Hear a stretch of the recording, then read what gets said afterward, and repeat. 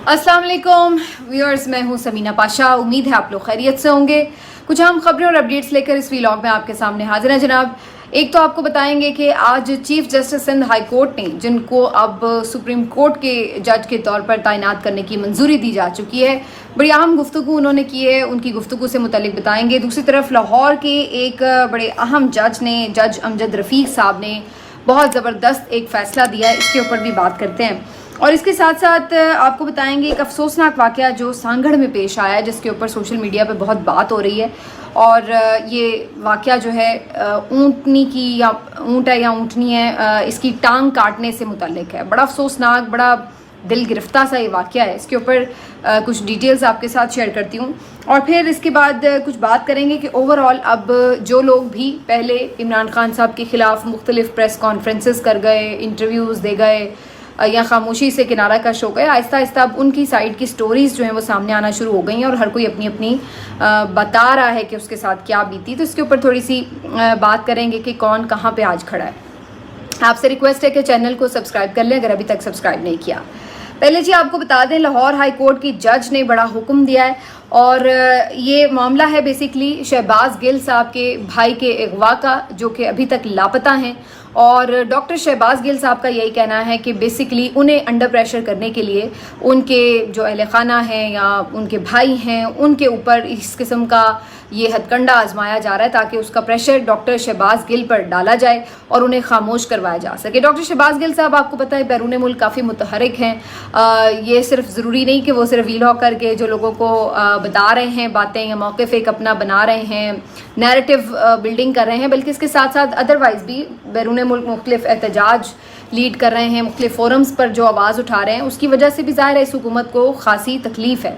तो डॉक्टर शहबाज गिल साहब को अंडर प्रेशर रखने के लिए उनके भाई, बकौल ये शहबाज गिल साहब का इल्ज़ाम है, उनके भाई को गिरफ़्तार किया गया है। इनफैक्ट गिरफ़्तार भी नहीं किया गया क्योंकि कहीं उनकी गिरफ़्तारी को शो नहीं किया गया। अलबत्ता उनका ये कहना है कि उनके भाई मिसिंग हैं, उनसे रब्ता नहीं हो सका। तो गुलाम शब्बीर उनके भाई का नाम है, उनकी बाजियाबी के लिए लाहौर हाई कोर्ट में दरख्वास्त दे रखी थी। इससे पहले भी समाअत हो चुकी है, लेकिन बार बार पुलिस का एक ही मौक़िफ़ सामने आता है कि कुछ पता नहीं चल सका। अब ये अपने आप में एक बड़ी कहानी है अहम कि एक तरफ हम देखते हैं कि मुख्तलिफ मुकदमात में एक एक साल बाद और किस किस तरह कैसे कैसे जियो फेंसिंग करके कोई पास से भी अगर गुजरा है तो उसको भी इन्होंने अगर उसकी रेडार में आ गया है तो उसको भी इन्होंने पकड़ के अंदर किया है। जिस तरह ये मुतहरिक नज़र आए हैं पीटीआई के मुख्तलिफ लोगों के ख़िलाफ़, छोटी छोटी बातों के ऊपर दहशत गर्दी के इन्होंने मुकदमात बनाए हैं, दहशत गर्दी की दफ़ात लगाई हैं। ख़ुद अब तो जज बोल पड़े हैं कि छोटी छोटी बातों के ऊपर आप दहशत गर्द बना देते हैं किसी को। कोई दफ़ा 144 की खिलाफ वर्जी हुई तो आपने उसको दहशत गर्दी बना दिया। तो ये इस तरह की हमें हथकंडे करते हुए पुलिस वाले नज़र आए। और यही पुलिस वाले जब कहीं बात ऐसी आ जाती है कि जहाँ पर पीटीआई कोई पिटिशन लेके जाती है हाई कोर्ट्स में या मुख्तलिफ अदालतों में, तो वहाँ पर ये बिल्कुल ऐसे बेबस बन जाते हैं कि जी हमें तो कुछ पता ही नहीं चल रहा, कोशिश हम कर रहे हैं और हमारे पास तो एडवांस टेक्नोलॉजी नहीं है और हमारे पास तो फ़लाँ रुकावट है, फ़लाँ रुकावट है। तो ये इस किस्म के बहाने हमें बनाते नज़र आते हैं। तो डॉक्टर शहबाज गिल साहब के भाई की बाजियाबी के ऊपर भी मुसलसल यही बहाने बनाए जा रहे थे कि इस दौरान आज जो जज अमजद रफ़ीक साहब हैं उन्होंने एक बड़ा ऑर्डर पास किया और उन्होंने कहा है कि जी जो एसपी मॉडल टाउन है उनको भी मुअत्तल किया जाए और अब्दुल्ला जो कि एएसपी हैं इनको भी मुअत्तल करने का हुक्म दिया। और इसके साथ उन्होंने आईजी साहब को ये दोनों हुक्म जारी करते हुए कहा है कि फौरी तौर पर उनको रिपोर्ट दी जाए। तो बेसिकली जो लोग अगर डायरेक्टली मुलविस नहीं हैं, ढूंढ क्यों नहीं पा रहे, ये भी तो आखिर रियासती इदारों की जिम्मेदारी है ना कि अगर एक शख्स लापता है और उसके अहले खाना बाजियाबी के लिए आए हैं तो क्यों उसके पीछे उस तरीके से एफर्ट नज़र नहीं आ रही पुलिस की कि उसे ढूंढ के लाना है। तो इसके ऊपर अब जज साहब ने जिम्मेदारान ठहराते हुए उनको मुअत्तल करने का हुक्म दिया है। तो ये एक बड़ी पेशरफ्त तो ज़रूर है यकीनी तौर पर जज साहब की तरफ से, लेकिन दूसरी तरफ ये भी देखना होगा कि फिर से कहीं ऐसा तो नहीं कि जो यानी छोटा अफसर है कोई, वो तो थोड़ी देर के लिए सस्पेंड हो जाए, उसको भी ये कह दें मिली भगत के ज़रिए कि हाँ भाई ठीक है तू ज़रा चुप करके साइड पे बैठ जाओ, बाद में मामला को देख लेंगे।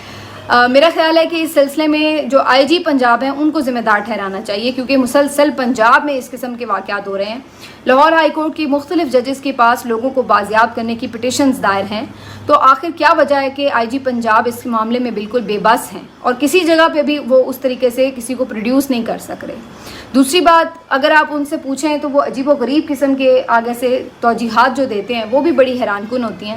کہ جی ہمیں اسلام آباد ہائی کورٹ کے فلاں آرڈر کی وجہ سے رکاوٹ ہے. بھائی جب آپ کو کہیں اور جہاں کام نہیں کرنا ہوتا تو آپ کہتے ہیں جی اسلام آباد ہائی کورٹ کے آرڈر کی رکاوٹ ہے, اور جہاں آپ کو کام کرنا ہوتا ہے تو آپ کہتے ہیں جی وہاں کا تو یہاں پہ قانون لاگو ہی نہیں ہوتا, وہاں کا آرڈر یہاں پہ امپلیمنٹ ہی نہیں ہوتا, تو تب آپ اس طرح کی باتیں کر رہے ہوتے ہیں. تو یہ سارے جو جھوٹ کے معاملات ہیں آپ کے, یہ بہت زیادہ اب ایکسپوز ہو چکے ہیں اور یہ زیادہ چلیں گے نہیں. تو اس چیز کو میرا خیال ہے دیکھنا چاہیے جج صاحبان کو. جو عمران ریاض کے معاملے میں واقعہ پیش آیا, جس طریقے سے انہیں گرفتار کیا گیا, اس کے اوپر آج مہر شرافت صاحب کی طرف سے ایک ٹویٹ کیا گیا ہے, جس کو آپ یوں جوڑ کے دیکھ سکتے ہیں کہ ان کا یہ بتانا ہے کہ جو آج 2 افسران معطل کیے گئے ہیں یہ وہی افسران ہیں جنہوں نے ماڈل ٹاؤن کا جھوٹا مقدمہ بنایا عمران ریاض کے اوپر اور انہیں حج پر جانے سے روکا. اب اس کے پیچھے بڑے کون ہیں وہ تو ایک الگ کہانی ہے, لیکن ظاہر ہے کہ پولیس کے یہ اہلکار کسی نہ کسی طرح سہولت کار ضرور بن رہے ہیں. اور اگر آپ کو معلوم ہے کہ آپ غلط جھوٹے مقدمے بنا رہے ہیں یا غلط گواہیاں دے رہے ہیں تو ان ساری چیزوں کے اوپر بھی آپ تو جواب دہ ہوں گے نا. یہ کہہ دینا کہ ہم مجبور ہیں اور ہمیں معاف کر دیں, اور اس طرح کے آپ جذباتی ڈائلاگ بول کے اپنے آپ کو بچا تو نہیں سکتے. یہ کہہ نہیں سکتے کہ جی ہمارا کوئی قصور نہیں ہے. آپ کو آئین اور قانون کے دائرے میں رہ کر کام کرنا ہوتا ہے. یہ آپ کا آئین بھی کہتا ہے اور یہ آپ کے بانی قائد اعظم محمد علی جناح نے بھی کہا ہے کہ جو ریاستی ادارے ہیں وہ کوئی غیر آئینی غیر قانونی کام نہیں کریں گے, نہ کسی کا ایسا کوئی غیر آئینی غیر قانونی حکم مانیں گے. اور جب آپ جانتے بوجھتے اس طرح کی حرکت کرتے ہیں کہ آپ کو پتہ ہے کہ یہ جھوٹا مقدمہ ہے اور آپ درج کرتے پھر رہے ہیں, لوگوں کو حج سے جانے سے روک رہے ہیں, احرام کی حالت میں گرفتار کرتے ہیں, ہتھکڑیاں لگاتے ہیں, اور پھر آپ کہتے ہیں کہ جی ہم مجبور ہیں. کیا ہو جائے گا؟ نوکری ہے نا, تھوڑی دیر کے لیے کوئی غصہ کرے گا, برخاست کر دے گا تو کیا ہو گیا؟ ابھی آپ برخاست نہیں ہوئے. اگر واقعی یہ وہی دونوں افسران ہیں جو اس میں ملوث ہیں تو یہ تو پھر سیدھی آپ کو اللہ تعالیٰ نے دکھائی ہے نا, اور بڑی جلدی دکھائی ہے کہ یہ آپ جب اللہ تعالیٰ کے گھر کی طرف کسی نے رخت سفر باندھا ہے اور نیت باندھی ہے تو آپ اس کو روک رہے ہیں. اس چیز سے تو آپ کو کم از کم ڈرنا چاہیے. لیکن ایسا لگتا ہے کہ خوف خدا بالکل ہی ہمارے دلوں سے اٹھ گیا ہے. یعنی ہمیں صرف اپنی پڑی ہے کہ ہماری نوکری بچ جائے, ہمارے چند ہزار روپے کے مراعات بچ جائیں, یا ہمارا جو معاملہ ہے ہماری فیملی کو کوئی کچھ نہ کہہ سکے, ہم پروٹیکٹڈ رہیں. تو لہٰذا ہم جو بھی کوئی کہے گا کہ کسی کے خلاف کوئی بھی ظلم کر ڈالو تو ہم کر ڈالیں گے. یہ تو بڑا عجیب معاملہ ہے. یہاں پر تو پھر سوال اٹھ جاتا ہے بحیثیت مجموعی ہمارے ایمان کے اوپر کہ ہم لوگ اتنے کمزور ایمان لوگ ہیں کہ ہم اپنے افسر کو نو نہیں کہہ سکتے, کہ ہم یہ غلط کام نہیں کر سکتے. تو یہ کس طرح کی مجبوریاں آپ کی, ہمیں نہیں سمجھ میں آتا. ہمارے لیے بھی یہ شاید آسان ہے کہ ہم بھی بہتی گنگا میں ہاتھ دھوئیں, بڑی مراعات بھی لے سکتے ہیں, بڑے عہدوں پہ بھی مل سکتے ہیں, بڑے پیسے بھی مل سکتے ہیں, لیکن وہی بات آ جاتی ہے کہ جب آپ کو لگتا ہے کہ آپ نے کہیں پہ کھڑے ہونا ہے تو آپ کو اس کی کوئی نہ کوئی کانسیکوینسز بھی بھگتنے پڑتے ہیں. یہ عمران ریاض, ہم چلے میں تو کسی کھاتے میں نہیں ہوں, لیکن بہت سارے صحافیوں نے کتنا کچھ بھگتا ہے. تو اس لیے کیونکہ وہ اس بات پہ کمپرومائز کرنے کے لیے تیار نہیں ہوئے کہ غلط کو صحیح کہنا ہے, صحیح کو غلط کہنا ہے, لیکن آپ کر رہے ہیں. اور یہی وجہ ہے کہ ہمارے اندر جو حیثیت مجموعی ہمارا معاشرہ جو آج زوال پذیر ہے نا,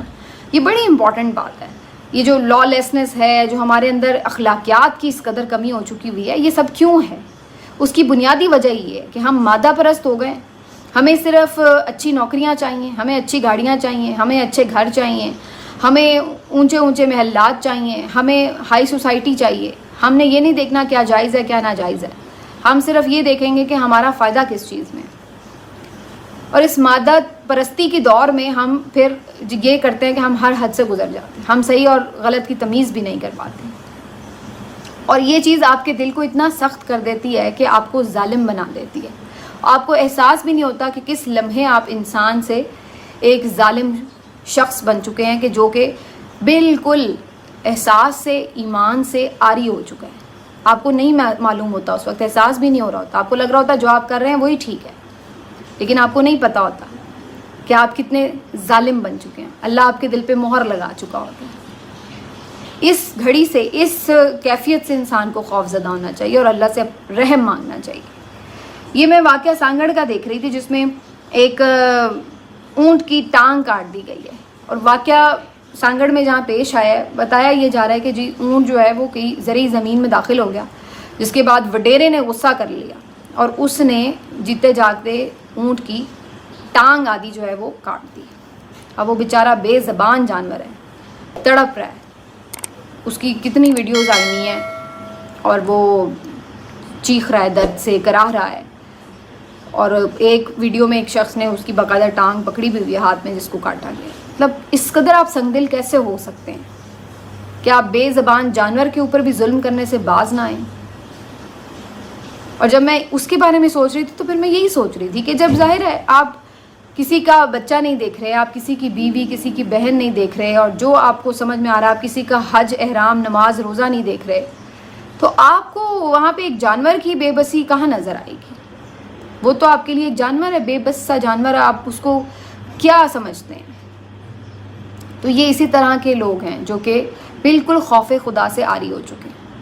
ابھی بھی اس واقعے کی FIR کٹی ہے تو نامعلوم افراد کے خلاف کٹی ہے۔ میں ابھی سائرہ بانو صاحبہ کا ٹویٹ دیکھ رہی تھی، ان کا یہ بتانا ہے کہ یہ بنیادی طور پر جو زمین ہے یہ غلام رسول شر کی ہے جو پاکستان پیپلز پارٹی سے تعلق رکھتے ہیں، اور انہوں نے آگے سے یہ جو زمین ہے جعفر پنجابی کو دی ہوئی ہے ٹھیکے کے اوپر، یہ بھی پاکستان پیپلز پارٹی کے، لیکن ان دونوں کا کہیں نام نہیں ہے FIR میں،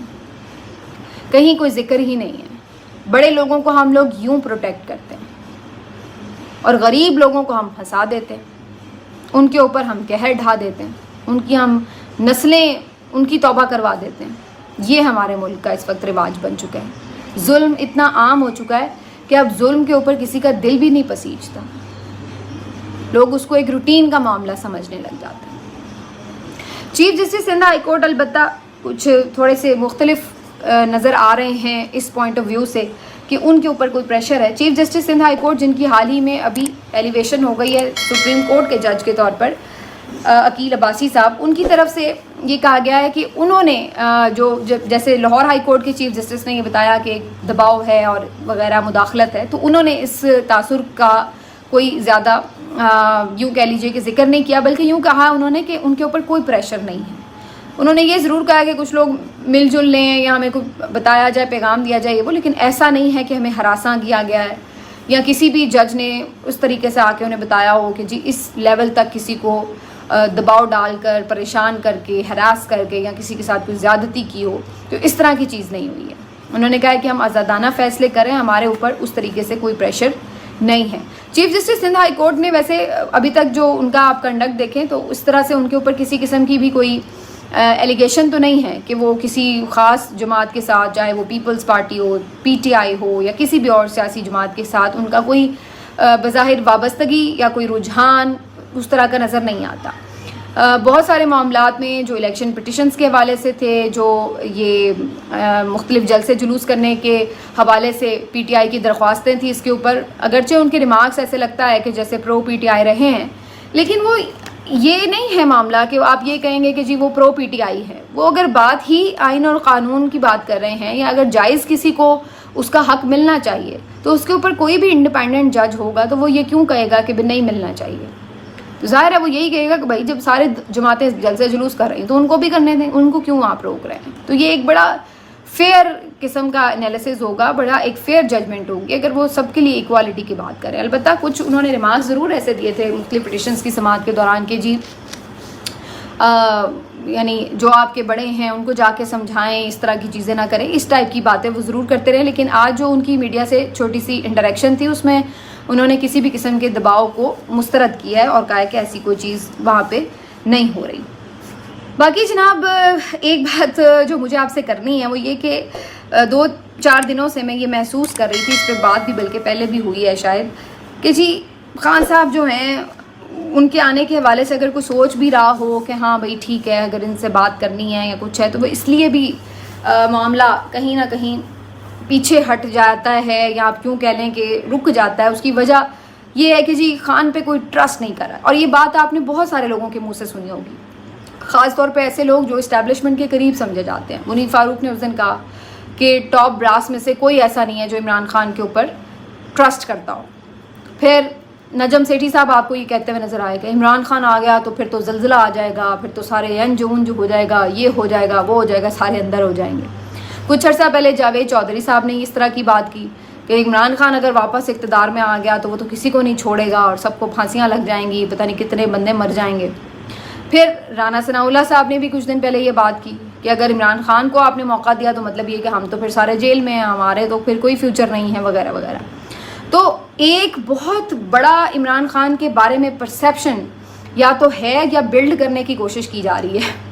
وہ یہ کہ عمران خان جیسے کوئی بہت جلاد آدمی ہے اور جیسے ہی وہ واپس پاور میں آئے گا تو وہ ہر طرح کا ظلم و ستم انلیش کر دے گا اور جو کوئی ان کے مخالف کھڑا ہوگا وہ گردنیں اڑاتا چلا جائے گا خدا نخواستہ. اور وہ نہ جانے کیا یہاں پہ ات خدادہ وہر والی جو وہ ایک کہاوت ہوتی ہے، پتہ نہیں کوئی اس ٹائپ کی، وہ یہاں پہ خون کی ندیاں خدا نخواستہ بہا دے گا، جیلوں میں ڈال دے گا، پتہ نہیں کیا بدلے لے گا. تو یہ ساری چیزوں کا ایک عمران خان کے بارے میں امپریشن ہے یا بنایا جا رہا ہے. یہ بنیادی طور پر جو بھی لوگ آس پاس ہیں جو خود اس خوف میں مبتلا ہیں اور پھر وہ بعد میں جہاں اپنے بڑوں میں بیٹھتے ہیں، جو فیصلہ ساز ہیں اس ملک کے، ان کے پاس بیٹھتے ہیں، ان کے دماغ میں بھی یہی باتیں ڈالتے ہیں اور ان سے یہی ڈسکس کرتے ہیں کہ جی بس پھر عمران خان وہ تو ویسے تو پاگل ہے، وہ تو ایسے کر دے گا، وہ تو ایسے کر دے گا. تو وہ جو کوئی کسی نے اگر کوئی سینسیبل فیصلہ کرنا بھی ہو یا اس طرف آنا بھی ہو کہ نہیں جی ملک کو بہت نقصان ہو چکا ہے، اب ہم اپنی نہ سوچیں، چلو جی تھوڑا سا سوچیں کہ کوئی ون ون سچویشن ہو جائے، کوئی معاملات بہتری کی طرف جائیں، تو ان کو وہ اس طرف جانے ہی نہیں دیتے. اتنا ڈراتے ہیں کہ نہیں جی اگر وہ آ گیا اس کے آنے کا راستہ نہیں کھولنا آپ نے، ورنہ آپ تو گئے، آپ تو فارغ. تو وہ یہ جو ایک ڈیلیبریٹ کوشش ہے، آئی ڈونٹ نو یا واقعی وہ خود بھی اسی طرح سوچتے ہیں، یہ جینوین ان کی سوچ ہے، یہ تو اللہ بہتر جانتا ہے. لیکن میرا اس کے اوپر بالکل ایک ڈفرینٹ انالیسز ہے عمران خان صاحب کی پرسنالٹی کو دیکھتے ہوئے، اور میرا اپنا ایک ذاتی خیال بھی ہے. اور جو آپ ابھی تک جو اسٹیٹمنٹس آئے ہیں ان کو بھی اگر آپ صرف انالائز کریں تو پھر بھی آپ بھی شاید اس نتیجے پہ پہنچے کہ وہ تو بار بار یہ کہہ چکے ہیں کہ جو میری ذات کے ساتھ آپ نے کیا ہے میں اس کو معاف کرنے کے لیے تیار ہوں. جو کچھ بھی ہو گیا ہے اس کے باوجود میں ملک کے وسیع تر مفاد میں بیٹھنے کے لیے بھی بدترین مخالفین کے بھی ساتھ تیار ہوں. پھر بار بار وہ فتح مکہ کی بھی بات کرتے ہیں. مجھے پچھلے رمضان کا بھی میں کلپ دیکھ رہی تھی، اس میں بھی وہ ایک اسی طرح صحافی سہراب برکت سے بات کرتے ہوئے یہ بات کر رہے تھے کہ فتح مکہ کا جو ماڈل ہے وہ کیا ہے بیسیکلی، کہ اللہ تعالیٰ نے تو اللہ کے رسول نے کیا کیا صلی اللہ علیہ وآلہ وسلم، انہوں نے کیا کیا کہ انہوں نے عام معافی دی نا، سب کے لیے امان دے دی، سب کو پناہ دے دی،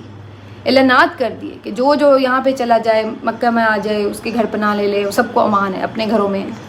ہاں اگر کوئی لڑنے کے لیے تلوار لے کے باہر کھڑا آ گیا تو اس سے تو آپ کو پھر مقابلہ کرنا ہے، لیکن جو خود آپ سے لڑائی کے لیے نہیں آیا وہ سب کے لیے امان ہے. تو بات یہ ہے کہ وہ بار بار اس بات کا حوالہ کیوں دیتے ہیں، وہ وجہ یہی ہے کہ وہ خود بھی